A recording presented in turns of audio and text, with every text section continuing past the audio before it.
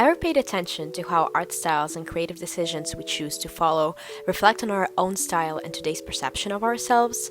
We may have some deep philosophical thoughts one day and lean towards the darker tones, or feel free and easy to start a new life while choosing lighter color combinations to paint space that surrounds us.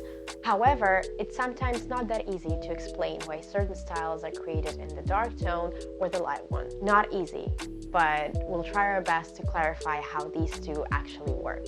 In this video, we'll talk about how dark isn't actually always about something bad, unknown, or scary, and light doesn't always mean positive things. So, yes, we tend to make assumptions and perceive things based on common knowledge and stereotypes. Dark is bad, unknown, scary, disturbing.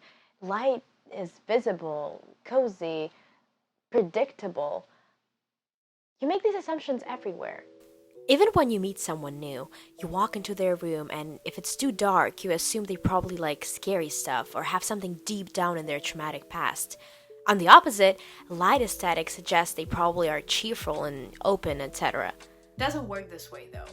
A goth person can be into squishmallows, and a typical minimalist with one picture on the wall can be a total metalhead. Especially if we're talking about Gen Z. Dark art is common. It is mostly used to express emotional issues, frights, and horrors of the world. Let's see if there are some other deep reasons for this type of style to exist. Of course, we'll start with Francis Bacon. Who else would you expect? Francis is believed to be an unusually creative thinker. He was called the divine demon of British art, as his style was the epitome of what people don't talk about. But Bacon did not only talk about it, he painted it. He advocated that violence is in the painting itself and not in the scene it shows. In other words, he described his work as the need to paint the cry rather than horror. The more bad things happened in his life, the more clearly he started understanding his style. In 1944, he created a triptych, Three Studies for Figures at the Base of Crucifixion, that caused a scandal during this exhibition in 1945. Second World War also had a huge impact on his life. As well, we prefer to forget the images of the horror of the Second World War.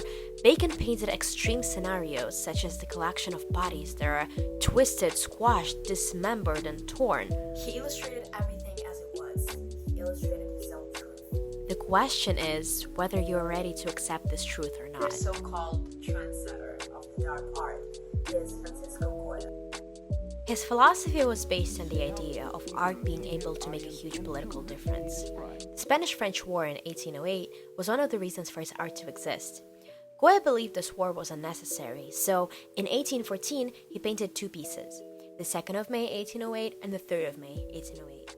In the 3rd of May 1808, he painted the moment Spanish men faced their death on the Príncipe Pío, a hill in Madrid. You can clearly see that this painting is vibrant with terrifying emotions. Lit with a bright white spotlight, a man holds his hands in surrender, his innocence exemplified. The soldiers with their guns drawn are hidden in shadow, exhibiting their evil. It's interesting how most of the time horrors appear in styles that try to move away from realism.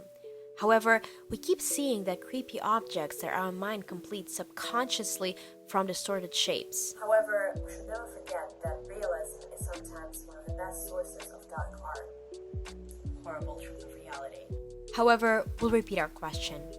Is the bittersweet truth really better than the sweetest lies?